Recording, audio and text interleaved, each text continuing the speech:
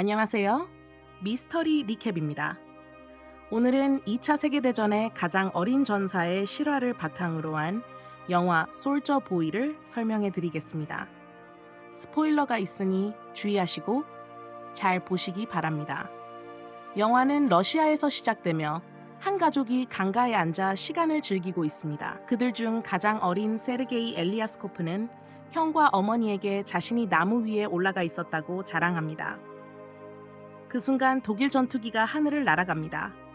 어머니는 아이들에게 빨리 덤불 속에 숨으라고 하지만 6살의 세르게이는 영병 3사 무섭지 않다며 새 총으로 전투기를 공격합니다. 모두를 놀라게 하며 그는 전투기를 맞추고 폭발시킵니다.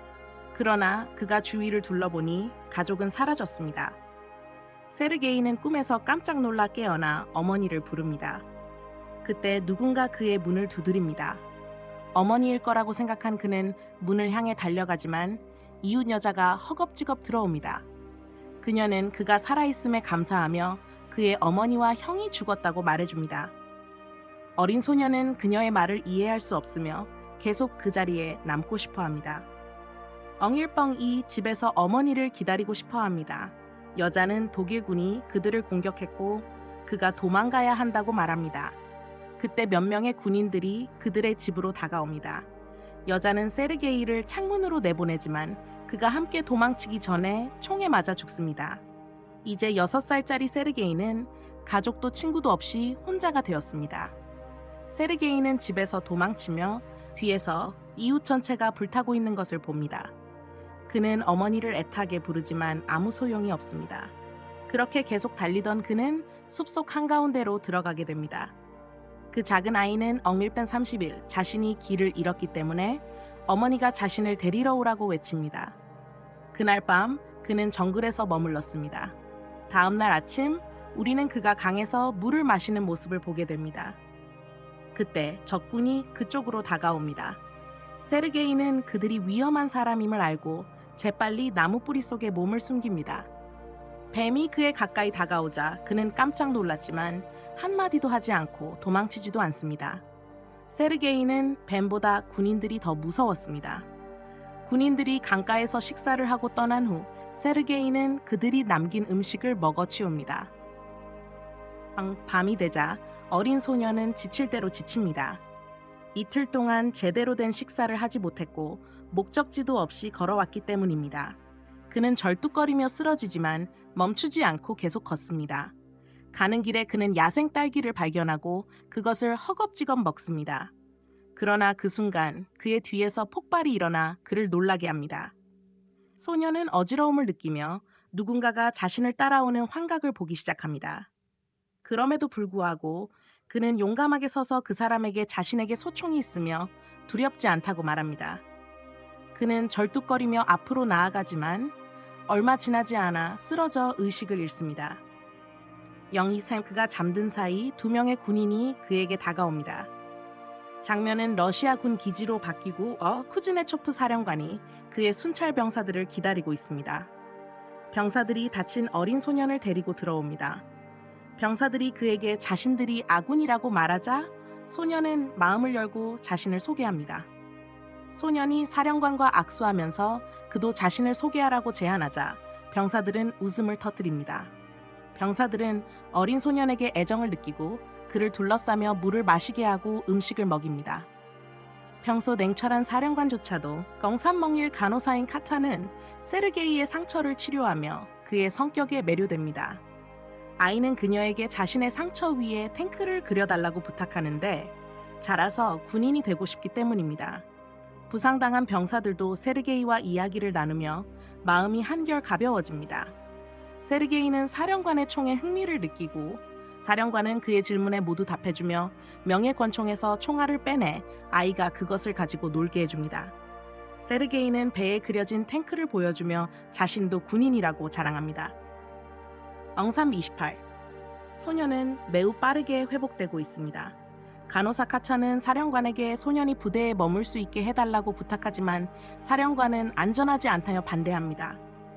그는 세르게이를 고아원에 보내려 합니다. 병사들은 남는 시간을 모두 세르게이와 함께 보냅니다. 하루 종일 많은 병사들이 그를 찾아오고 그들은 멀리서 가족들이 보내온 음식을 아이에게 가져다 줍니다. 또한 세르게이가 자신들의 쌍안경으로 놀게도 해줍니다. 어느 날 한 병사가 사령관에게 소년이 부대에 남을 수 있게 해달라고 요청합니다. 병사들은 소년과 깊은 유대감을 느끼고 있습니다. 엉삼 58. 그를 자신의 자식처럼 여깁니다. 그의 존재는 전쟁의 무게를 덜어줍니다. 그러나 사령관은 소년의 안전을 위해 고아원에 보내겠다는 입장을 고수합니다. 다음 날 적군이 공격을 감행하고 많은 병사들이 부상을 입습니다. 차량이 세르게이를 고아원으로 데려가기 위해 오고 사령관은 소년에게 이 소식을 전하며 나무로 만든 명예권총을 선물로 줍니다. 소년은 사령관의 안전이 걱정된다고 하며 그를 포옹합니다.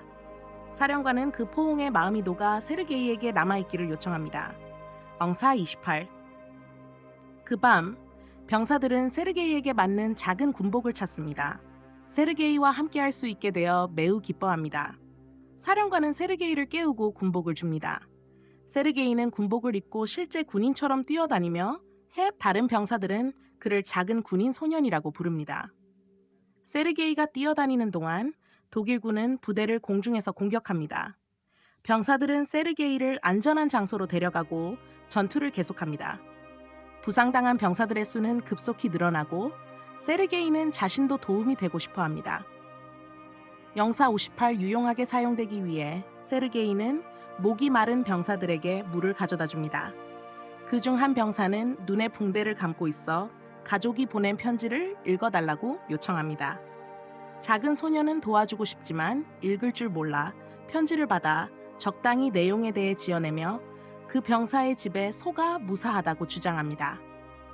병사가 소가 없다고 말하자 다른 병사들은 이야기를 계속하라고 하며 웃습니다. 세르게이는 다른 병사들의 편지도 같은 방식으로 읽어주며 그들을 기분 좋게 만듭니다.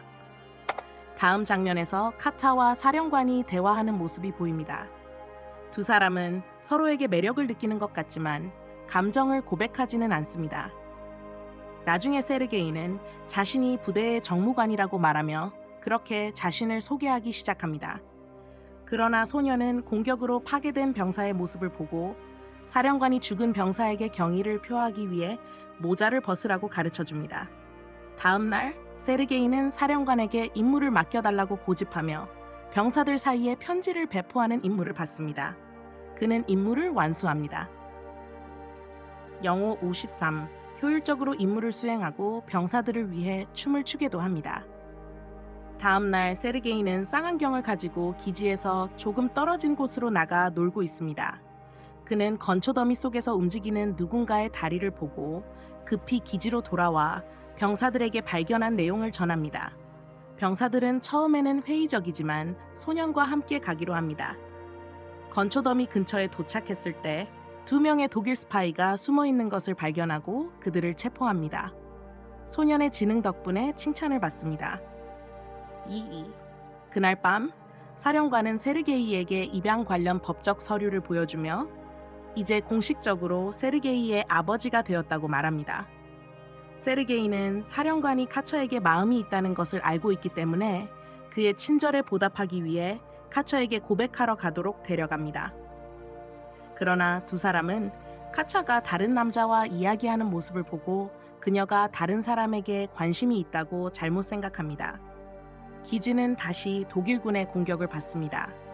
이번에는 세르게이가 모든 힘을 다해 전선의 병사들에게 탄약을 공급하지만 병사들은 그가 너무 위험하다고 하며 다시 창고로 돌아가라고 명령합니다. 0650 세르게이가 창고로 돌아왔을 때 사령관과 다른 병사들이 전화 연결이 끊겨서 당황하고 있는 것을 봅니다. 병사 한 명이 끊어진 전선을 수리하러 나가고 세르게이는 그 병사를 따라가다 그가 치명상을 입었다는 것을 발견합니다. 세르게이는 죽어가는 병사에게 전선을 어떻게 수리할 수 있는지 물어보고 직접 수리합니다. 전화 연결이 다시 되면서 추가 병력도 호출됩니다. 6살짜리 세르게이는 모두의 생명을 구합니다. 나중에 사령관과 카타가 강가에서 이야기하는 모습이 보입니다. 사령관은 마침내 그녀에게 사랑을 고백합니다. 0719 카타는 세르게이의 어머니가 되어 달라는 제안을 받고 매우 기뻐합니다. 하지만 그녀가 아무 말도 하기 전에 한 병사가 다가와 사령관에게 본부에서 파견되었다는 편지를 전달합니다. 다음 날 모든 병사들은 세르게이와 함께 새로운 기지로 떠납니다. 그러나 그들이 가는 길에 지뢰밭을 지나면서 몇 대의 차량이 폭발합니다. 사령관이 부상을 당하고 세르게이와 친했던 그룹의 정무관이 폭발로 사망합니다. 세르게이는 울며 사령관을 껴안습니다. 부상당한 병사들을 데리고 새로운 기지로 계속 이동합니다. 0747.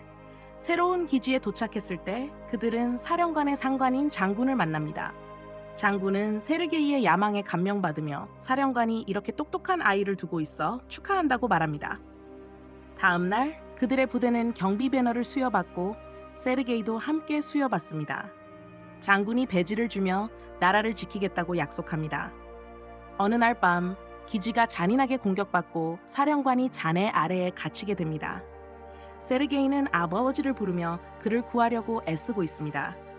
0815 세르게이는 다른 병사들을 호출하고 그들이 결국 사령관을 구출해냅니다.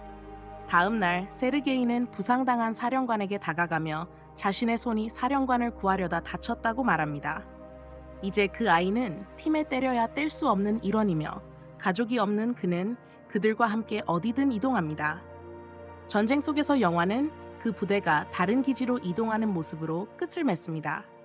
배경음악 속에서 나레이션이 그가 스탈린그라드 전투에도 참여했고 병사들과 함께 폴란드까지 도달했다고 전합니다.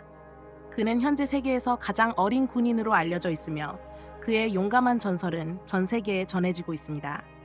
더 많은 영상을 보려면 구독하고 알림을 켜고 채널을 돕기 위해 좋아요를 남겨주세요. 시청해주셔서 감사합니다.